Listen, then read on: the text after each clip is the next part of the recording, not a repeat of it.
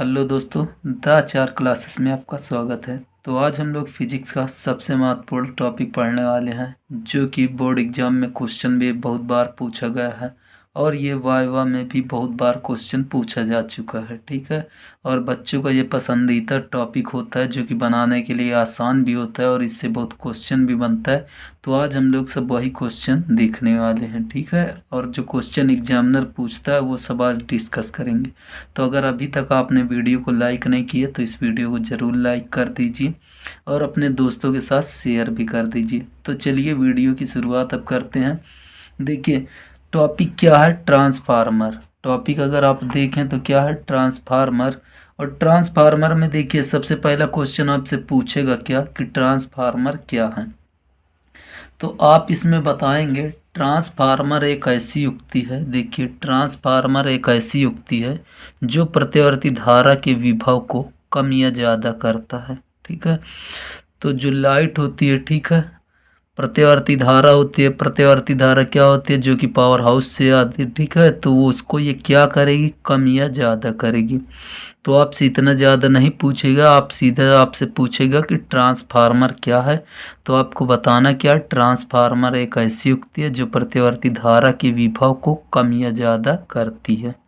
ठीक, अगर आप दूसरी परिभाषा बताना चाहते हैं तो ये बता सकते हैं कि ट्रांसफार्मर एक ऐसी युक्ति है जो कि प्रतिवर्ती धारा के विभव को परिवर्तन करने का कार्य करता है। क्या करता है, परिवर्तन मतलब बदलने का काम करता है। ठीक, अब देखिए जैसे ट्रांसफार्मर के बारे में पूछा, अब शायद आपसे क्वेश्चन ये भी पूछा जा सकता है कि ट्रांसफार्मर की खोज किसने की। ठीक है, या इसको बनाया किसने, तो आप बताएंगे माइकल फैराडे। ठीक है, ट्रांसफार्मर की खोजकर्ता कौन है, माइकल फैराडे। अब देखिए इसके बाद आपसे जो क्वेश्चन बनेगा बनेगा क्या, ट्रांसफार्मर से किस सिद्धांत इसका बताइए, या किस सिद्धांत पर कार्य करता है। तो आप क्या बताएंगे कि ट्रांसफार्मर अन्योन प्रेरण के सिद्धांत पर कार्य करता है। ठीक है, क्या बताएंगे, सिद्धांत अन्योन प्रेरण के सिद्धांत पर कार्य करता है।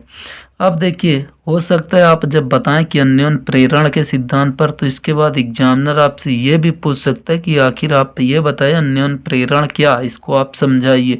तो देखिए ये क्वेश्चन हम अलग से देखिए इसी में बना दिए, अन्योन प्रेरण क्या है इसको अच्छे से समझिएगा। देखिए ये अगर आप देखें तो इधर हम ट्रांसफार्मर का ये देखिए चित्र बनाए हुए हैं। ठीक है, तो आप लोग ये चित्र ऐसे बना लीजिएगा। ठीक, तो आइए देखते हैं अन्योन प्रेरण क्या है। तो देखिए अन्योन प्रेरण में क्या है, जब निकट स्थित दो कुंडलियों में से अगर दो कुंडली को पास पास रख दिया जाए। ठीक है, क्या किया जाए, दो कुंडली को पास पास रख दिया जाए तो किसी एक में वैद्युत धारा के मान में परिवर्तन करें। अब बात को समझिए, हम यहाँ पे अगर दो कुंडली बना देते हैं, ये कुंडली हमने बना दी है। ठीक है, अब अगर इसमें बहने वाली धारा, ठीक, ये अगर दो कुंडली हम बना लें, अब अगर इसमें धारा बह रही है, ठीक है, तो ये ऐसे आएगी, ये इधर से जाएगी, ये आएगी, ये जाएगी, ये इधर। ठीक है, जब इसके धारा के मान में परिवर्तन करें, ठीक है, धारा के मान में परिवर्तन करेंगे, तब देखिए यहाँ पे चुंबकीय फ्लक्स में, ठीक है, चुंबकीय फ्लक्स के मान में भी परिवर्तन होगा। ठीक, तो चुंबकीय फ्लक्स के मान में परिवर्तन होगा तो आगे भी धारा आएगी। देखिए जैसे यहाँ पे बताया गया, जब निकट स्थित दो कुंडलियों में से किसी एक में प्रवाहित वैद्युत धारा के मान में परिवर्तन करें। ठीक है, जैसे आपको बताएं कि इसमें प्रवाहित जो धारा आई हो, इसके मान में आप क्या करें, मान में परिवर्तन करें। तो अगर आप इसके मान में परिवर्तन करते हैं तब दूसरी कुंडली से बद्ध चुंबकीय फ्लक्स के मान में परिवर्तन। ठीक है, अब इसमें चुंबकीय फ्लक्स क्या होता है, बल रेखाओं की संख्या। इसमें से अगर ऐसे ये बल रेखाओं की संख्या गुजर रही तो इसमें भी क्या होगा, परिवर्तन होगा। और यहाँ पे अगर परिवर्तन होगा तो यहाँ एक प्रेरित विद्युत वाहक बल उत्पन्न होता है। प्रेरित विद्युत वाहक बल उत्पन्न हो जाएगा। और प्रेरित विद्युत वाहक बल उत्पन्न अगर जैसे हो गया तो देखिए मान में परिवर्तन के कारण उसमें एक प्रेरित विद्युत वाहक बल उत्पन्न होगा और प्रेरित विद्युत वाहक बल जैसे ही उत्पन्न हो गया। ठीक है, तो अगर ये परिपथ पूर्ण है तो इसमें भी इसी आवृत्ति की जितनी इसमें धारा बहती है उतनी धारा इसमें भी बहने लगेगी। ठीक, तो समझ में आ गया होगा अन्योन्य प्रेरण। देखिए अन्योन्य प्रेरण क्या है, जब दो कुंडलियों को पास पास रख दें, किसी एक कुंडली में वैद्युत धारा प्रवाहित करें और वैद्युत धारा प्रवाहित करने पर धारा के मान में हम क्या कर दें, परिवर्तन कर दें। अगर जब पहली कुंडली में जो धारा बह रही है उसके मान में अगर हम परिवर्तन कर देते हैं तो यहाँ पे फ्लक्स में भी परिवर्तन होगा। क्या फ्लक्स में भी, यहाँ पे ये समझ सकते हैं, ये फ्लक्स में भी क्या होगा, परिवर्तन होगा। और फ्लक्स में परिवर्तन होने के कारण प्रेरित विद्युत वाहक बल उत्पन्न हो जाएगा। ठीक, प्रेरित विद्युत वाहक बल उत्पन्न हो जाएगा तो ये जो दूसरी कुंडली है इसमें भी पहली ही आवृत्ति की धारा प्रवाहित होने लगेगी। ठीक, तो यही है अन्योन्य प्रेरण। तो समझ में आ गया होगा, मतलब एक में धारा प्रवाहित करिए और धारा के मान में क्या कर दीजिए, परिवर्तन, तो फ्लक्स परिवर्तन हो जाएगा। फ्लक्स परिवर्तन जैसे ही दूसरे में हुआ तो प्रेरित विद्युत वाहक बल उत्पन्न हो जाएगी और जिससे कि इसमें भी धारा बहने लगेगी। ठीक, तो अब देखिए आगे, अब हम लोग देखते हैं रचना। ठीक है, रचना में देखिए क्या होता है और ये कैसे बनता है। तो रचना की अगर हम बात करें तो देखिए रचना में ट्रांसफार्मर नरम लोहे की पत्ती से मिलकर बना होता है। ठीक है, ट्रांसफार्मर में नरम लोहे की पत्ती पर वर्निश पॉलिश करके, ठीक है, एक के ऊपर एक आयताकार, ठीक है, एक के ऊपर एक रखकर आयताकार अथवा गोलाकार पटलित क्रोड बनाया जाता है। अगर आप ये देखें तो ये लाइनिंग आपको जो दिखाई जा रही है ये दिखाई जा रही है कि ये एक पत्तियां जो है सब अलग अलग हैं। ठीक, तो आप क्या बताएंगे, ट्रांसफार्मर नरम लोहे की पत्तियों के ऊपर वर्निश पॉलिश करके एक के ऊपर एक रख दिया जाता है। अगर आप इसको ऐसे समझना चाहें, जैसे ये अगर आप लोग को नोटबुक दिख रही हो, कॉपी, ऐसे ही आपको कम समझ में आ रही है तो अगर आप इसको हल्का से ये ऐसे करें तो ये देखिए एक एक लाइन ऐसे समझ में आ रही है जैसे ये दिख रही है। ठीक है, तो ये जैसे एक एक पेज रख के इतना ढेर सारा बना हुआ है ऐसे, वैसे ही अगर आप यहाँ पे देखें तो ये एक एक पत्ती रखकर ऐसे बनाई गई है। ठीक है, तो इसमें क्या होगा, इसमें नरम लोहे की पत्ती पर वर्निश पॉलिश करके एक के ऊपर एक आयताकार अथवा गोलाकार पटलित क्रोड बनाई जाती है जिससे क्रोड में कम भंवर धाराएं उत्पन्न हो। ठीक है, अगर इस प्रकार बना देंगे तो इसमें क्या होगी, कम भंवर धाराएं उत्पन्न होगी और कम भंवर धाराएं उत्पन्न हो और वैद्युत ऊर्जा का ह्रास भी कम होगा। ठीक है, अगर जब भंवर धाराएं जितनी कम होगी उतना ही वैद्युत ऊर्जा का कम ह्रास होगा। अब देखिए, जब ये सबसे पहले इसमें क्या लगाया जाता है, नरम लोहे की पत्ती जिसके ऊपर वर्निश की लेप लगाकर या पॉलिश लगाकर एक के ऊपर एक रख कर एक आयताकार अथवा गोलाकार पटलित क्रोड बना दिया जाता है। अब इसमें क्या होगा, इस क्रोड में तांबे के दो, ठीक है, तांबे के दो कुंडलियां बनाई जाएंगी। देखिए तांबे के दो कुंडलियां, एक ये प्राथमिक कुंडली बनाई जाएगी और ये दूसरी द्वितीय कुंडली, और इसके बीच में ये पटलित लौह क्रोड। ठीक है, जो ये अगर आप चित्र पूरा देखें तो ये क्या बना हुआ है, पटलित लौह क्रोड का। ठीक है, तो इसमें देखिए एक जो दो कुंडली होगी पहले को प्राथमिक कुंडली कहेंगे। प्राथमिक कुंडली में देखिए कम फेरों की संख्या, ठीक है, और मोटे तार लगे होते हैं। ये अगर बात कर लें तो प्राथमिक में क्या होगा, ये मोटे तार लगे होंगे तांबे के, मोटे तार लगे होंगे तांबे के, और इसमें फेरों की संख्या क्या होगी, कम होगी, इसमें फेरों की संख्या कम होगी। ठीक, उसके बाद द्वितीय जो कुंडली होगी उसमें फेरों की संख्या ये अधिक होगी और पतले तार लगे होते हैं। और ये जो कुंडलियां बनाई जाती है ये तांबे के तार भी पृथक्कृत अलग अलग होते हैं और यह लौह कुंडली से भी लौह पटलित, ठीक है, पटलित लौह क्रोड से भी पृथक्कृत होते हैं। ठीक।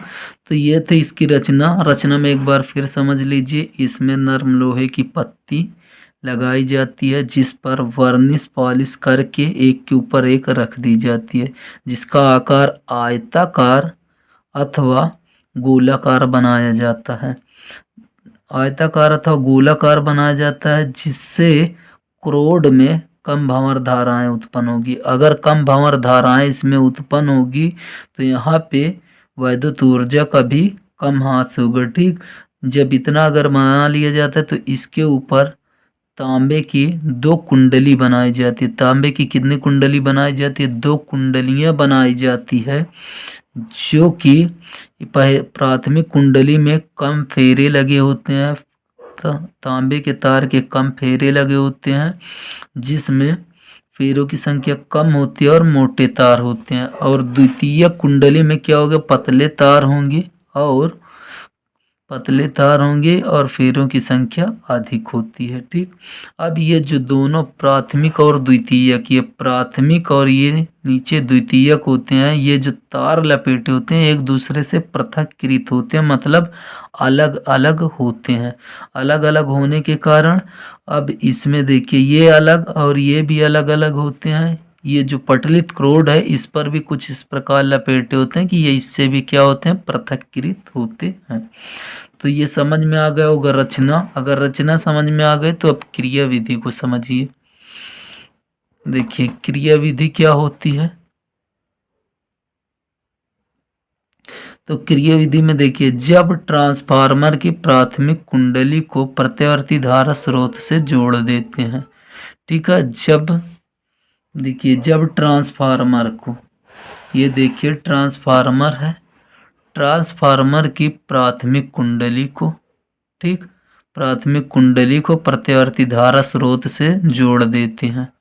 ठीक। तो प्रत्यावर्ती धारा स्रोत से जोड़ देते हैं तो प्राथमिक कुंडली में धारा बहने लगती है। ठीक है। प्राथमिक कुंडली में धारा क्या होगी? बहेगी।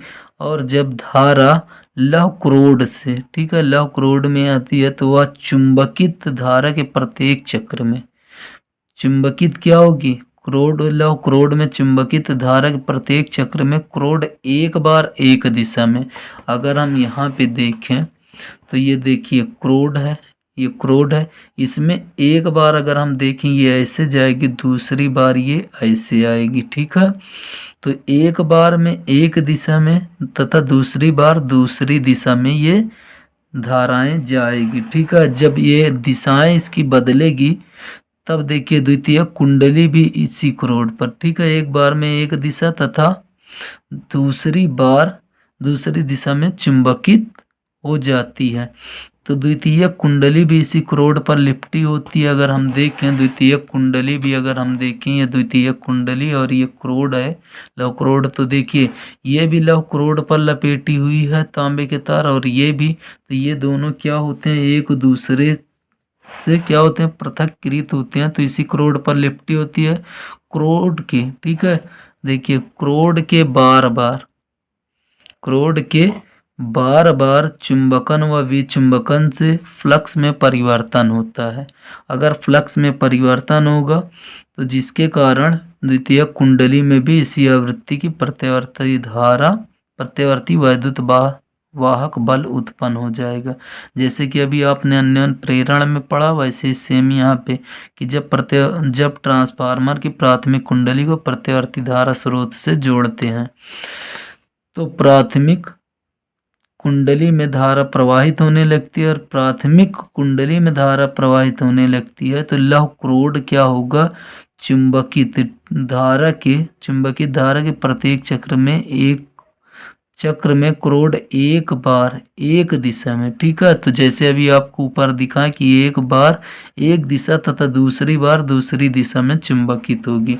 जैसे अगर आप यहाँ पे देख लें, ये देखिए, तो एक बार अगर ये नीचे आ रहे तो दूसरी बार ये क्या जाएगी? ऊपर। तो इस प्रकार एक बार एक दिशा में तथा दूसरी बार दूसरी दिशा में ये क्या होगी? चुंबकित होगी। तो द्वितीय कुंडली भी इसी क्रोड पर लिपटी होती है। द्वितीय कुंडली इसी क्रोड पर लिपटी होने के कारण क्रोड के बार बार चुंबकन व विचुंबकन के फ्लक्स परिवर्तन, ठीक है, क्रोड में क्या होगा, फ्लक्स परिवर्तन होगा, जिसके कारण द्वितीय कुंडली में भी धारा प्रवाहित होने लगेगी, ठीक है। तो अगर आप देखें इसमें तो ट्रांसफार्मर आपको बताया, ट्रांसफार्मर क्या, तो याद रखिए ट्रांसफार्मर एक ऐसी युक्ति है जो प्रतिवर्ती धारा के विभव को कम या ज़्यादा करती है, ठीक है। अब जैसे इसमें पूछेगा माइकल वो सॉरी ट्रांसफार्मर की खोज किसने की, तो याद रखिए ट्रांसफार्मर की खोज माइकल फैराडे ने की। अब सिद्धांत पूछे तो सिद्धांत आप सीधा लिखिए, या अन्योन प्रेरण के सिद्धांत पर कार्य करती है। अन्योन प्रेरण क्या, तो याद रखिए जब दो कुंडलियों को पास में रखा जाए और एक कुंडली में धारा को प्रवाहित की जाए और दूसरे में फ्लक्स परिवर्तन के कारण उसमें भी धारा प्रवाहित हो जाएगी, तो वही अन्योन प्रेरण है, ठीक है। अब रचना पूछी जाए तो रचना में याद रखना, इसमें नरम लोहे की पत्ती होती है जिस पर वर्निश पॉलिश करके एक के ऊपर एक रख दी जाती है और इसे ही क्या बोलते हैं, पटली तलाव क्रोड बोलते हैं। और इस पर पटली तलाव क्रोड पर तांबे की दो कुंडलियां बनाई जाती है, प्राथमिक कुंडली और द्वितीय कुंडली। प्राथमिक कुंडली में मोटे तार और कम फेरों की संख्या होती है, जबकि द्वितीय कुंडली में अधिक फेरों और पतले तारों की संख्या होती है। उसके बाद देखिए क्रिया विधि में भी आप याद रखिए, क्रिया विधि में क्या बताएंगे, जब ट्रांसफार्मर की प्राथमिक कुंडली को प्रतिवर्ती धारा स्रोत से जोड़ते हैं तो प्राथमिक कुंडली में धारा प्रवाहित होने लगती है और लव क्रोड में धारा क्या होगी, बार बार चुंबकित होगी। तो धारा के प्रत्येक चक्र में क्रोड एक बार एक दिशा तथा दूसरी बार दूसरी दिशा, ठीक है। तो अगर देखें तो जब ट्रांसफार्मर की प्राथमिक कुंडली को प्रतिवर्ती धारा से जोड़ते हैं तो प्राथमिक कुंडली में धारा प्रवाहित होने लगती है और धारा लव क्रोड में चुंबकित धारा के प्रत्येक चक्र में क्रोड एक बार एक दिशा तथा दूसरी बार दूसरी दिशा में चुंबकित हो जाती है। द्वितीय कुंडली भी इसी क्रोड पर लिपटी होती है। क्रोड के बार बार चुंबकन व विचुंबकन फ्लक्स परिवर्तन के कारण क्या हो जाएगा, द्वितीय कुंडली में भी इसी प्रकार की इतनी आवृत्ति की प्रतिवर्ती वैद्युतवाहक बल उत्पन्न हो जाता है, ठीक है। तो याद रखिए ये इतने क्वेश्चन इधर से बनेंगे। अब देखिए याद रखिए पूछा जाएगा आपसे ट्रांसफार्मर, जैसे अगर आपने पढ़ लिया तो आपसे यहाँ क्वेश्चन एक और बन सकता है, ट्रांसफार्मर कितने प्रकार के होते हैं। तो याद रखिए ट्रांसफार्मर दो प्रकार के होते हैं। कितने प्रकार के होते हैं, दो प्रकार के। तो देखिए दो प्रकार में याद रखिए कौन कौन सा होता है। तो यहाँ पे आप देख सकते हैं उच्चाई ट्रांसफार्मर और अपचाई ट्रांसफार्मर। तो उच्चाई ट्रांसफार्मर में क्या बताएंगे कि उच्चाई ट्रांसफार्मर ऐसा ट्रांसफार्मर होता है जो प्रत्यावर्ती धारा मतलब एसी करंट, ठीक है, एसी होता है एक डीसी होता है। तो याद रखिए उच्चाई ट्रांसफार्मर एक ऐसा ट्रांसफार्मर होता है जो प्रत्यावर्ती धारा के कम विभव को ज़्यादा, ठीक है, कम विभव को ज़्यादा विभव में परिवर्तित कर देता है। और इसमें याद रखिए प्राथमिक जो कुंडली होगी उसमें फेरों की संख्या कम और मोटे तार होंगे। देखिए फेरों की संख्या कम है कुंडली में और मोटे तार, जबकि द्वितीय कुंडली में फेरों की संख्या अधिक और पतले तार होते हैं, ठीक है। उसके बाद दूसरा ये अपचाई ट्रांसफार्मर क्या होता है। तो अपचाई ट्रांसफार्मर में याद रखिए यह ऐसा ट्रांसफार्मर होता है जिसमें ज़्यादा प्रतिवर्ती धारा के अधिक विभव को कम विभव में, ठीक है, अधिक विभव को कम विभव में बदला जाता है। अब इसमें बता दीजिए इसका उल्टा कि प्राथमिक कुंडली में पतले तार के फेरों की संख्या अधिक होती है, जबकि द्वितीय कुंडली में मोटे तारों के फेरों की संख्या कम होती है, ठीक। ये इतना याद रख कर लीजिएगा। अब देखिए इसमें से दो चार क्वेश्चन और अभी बनेंगे छोटे छोटे, वो दिखा रहे हैं आपको क्या क्वेश्चन बनेंगे। तो आगे देखिए इससे क्वेश्चन क्या बन जाता है कि ट्रांसफार्मर में ऊर्जा हानि कैसे होती है, किन किन कारणों से या किन चीज़ों से। तो याद रखिए ट्रांसफार्मर में अनेक प्रकार से क्या होती है ऊर्जा हानि। जैसे इसमें सबसे पहली हेडिंग अगर हम बात करें ताम्रिक हानि। ताम्रिक हानि क्या होता है, वही जो तांबे के कुंडली बनाई जाती है, दो कुंडली प्राथमिक और द्वितीयक, तो उसी के कारण क्या होती है, ऊर्जा में हानि होती है। तो उसे देखिए कैसे समझेंगे। जब प्राथमिक तथा द्वितीयक कुंडली में एसी का मतलब होता है अल्टरनेटिंग करंट, या तो इसको आप ये समझ सकते हैं प्रत्यावर्ती धारा। ठीक है, तो जब प्राथमिक तथा द्वितीयक कुंडलियों में से एसी प्रत्यावर्ती धारा प्रवाहित की जाती है, तो कुछ ऊर्जा तांबे के फेरों में, ठीक है, तांबे के जो फेरे होते हैं ऊष्मा के रूप में क्षय हो जाती है। तांबे की इतने ढेर सारे फेरे लगे होते हैं कि जितनी धारा भेजी जाती है उसमें क्या होता है, ऊष्मा मतलब वह थोड़ा सा हीट होता है, गर्म होता है, जिसकी वजह से ऊर्जा क्या होती है, ऊर्जा के फेरों में, ऊर्जा तांबे के फेरों में ऊष्मा के रूप में क्षय होती है। ऊर्जा क्या हो जाएगी, ऊष्मा के रूप में क्षय हो जाएगी।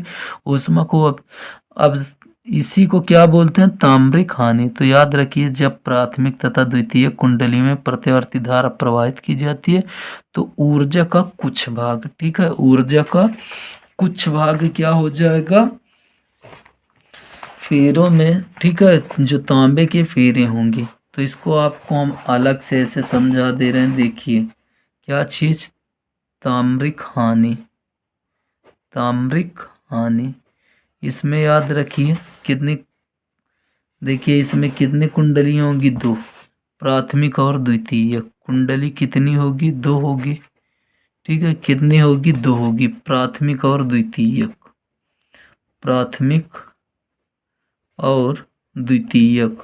आपको पता है प्राथमिक और द्वितीयक में दोनों में तांबे के फेरों की संख्या होती है।